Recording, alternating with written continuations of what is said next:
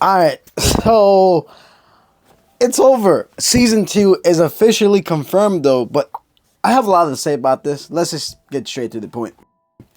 So Mayonaka Heartune and or Tune Into the Midnight Heart, whatever you want to call it, just ended its final episode, episode 12, but we are confirmed the beginning of season 2. Don't know when.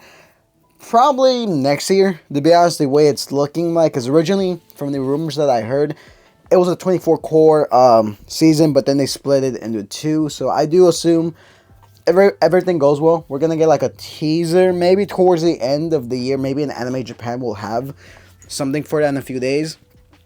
Regardless, season 2 is probably going to happen within the next 2 years or so.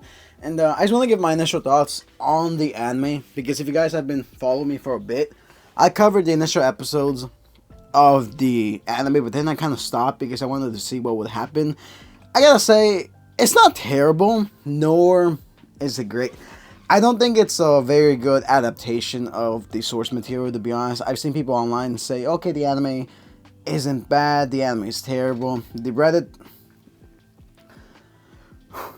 for the community is kind of split on it. Discord for the community is also kind of split on it. Most people would agree that it's about a 7 out of 10. I saw someone give it a 3 out of 10, which is interesting to me. It's not terrible. I've seen worse anime, and for a series like this, anime by Studio Gecko, it's not bad, but it's not necessarily god tier animation. You can tell like the animation is still very flawed. You can tell most of their money went towards getting Susui the what was it, the VA for the opening or whatever, which is kind of that in and of itself is pretty crazy, to be honest. However, the anime, it does suffer from lack of like creativity, in my honest opinion. Like the animation, I think we can all agree is kind of ass, to be honest. It's not 10 out of 10.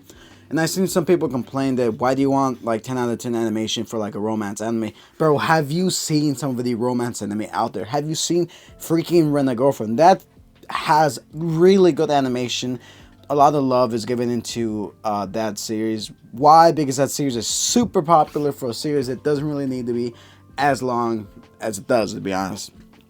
Regardless of my little rant about Rent a Girlfriend, I still watch it. But yeah, just look at Kaguya-sama, just look at anything made by Cloverworks in general. The animation for that is amazing. Most romance anime tend to have like some god tier animation, so the fact that this doesn't have it really irks me. It irks a lot of people specifically because it's a really good manga. If you compare it to like the manga art, it is amazing. Igarashi's work, like in some of the panels, is straight up beautiful, especially with some of the latest chapters. I think is honestly amazing. It's one of the best things out there. And I do enjoy that the fact that the author is supporting an anime, he does support it. Also, I do love the fact that a lot of people like flock to the manga after watching the anime, which is good because it's pretty good to get popularity for a manga like this, for a romance manga. And best bet equals gonna win. I'm coping. A lot of people are saying it's Rika. But some of the positives I do like about the anime is the fact that its voice work is amazing. It has some really great VAs. As far as original scenes, it does have a lot of good like original animation scenes. Like there, I forgot which episode was. I think it was episode 6 or 5 where they're staying over at Lemon Sensei's apartment or whatever the fact is, and it's like a straight up an original episode where they're just hanging out.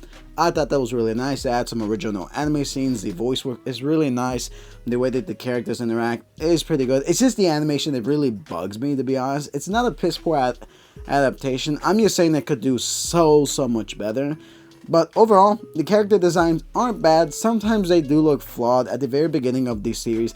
You can tell the animation's just kind of there, to be honest, but don't blame it on the animation department. Blame it on the committee because they're the ones who call the shots for this. And as soon as they got to work, they were agreed on to like animate this. You could tell some people were kind of hesitant. I thought the trailer looked not too bad. I was kind of hyping this up, but I hate the fact that people call this a quintessential quintuplets ripoff, which is kind of crazy because there's been a lot of harem anime or like subgenres of it like before that series existed, but I guess that just boosted its popularity.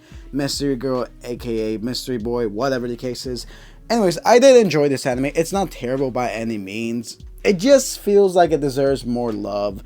Like if you compare it to some of the manga panels, I'm sorry, like the manga clears it all the way. Is this a series I was pretty excited for? Yeah. Am I still pretty excited for it? Yeah, personally, I didn't mind it at all. Would I rewatch it? Yeah, I would 100% rewatch it. Now that it's out there, now that the dub and the sub is pretty much finished, I do like the anime. It's not terrible by any means. I will continue to support it because that's the kind of guy I am. I really like this. Like, I know some people are complaining that, oh, be grateful we got a manga. Be grateful we got an anime. Blah blah blah. Why don't you like that? Look, some people just can't accept the fact that respect the original work. Yes, come on. It's not that hard to adapt some things, but I get at the same time budget constraints and whatnot. It still doesn't give an excuse for Studio Gecko to butcher some of the best scenes, to be honest. But like the music of itself, like in this series, is really good. Each character is amazing. The writing is not the best in the show, I would say. However, the manga just does it way better. A lot more context is cut off in the anime. So if you do want a better adaptation, 100% go read the manga.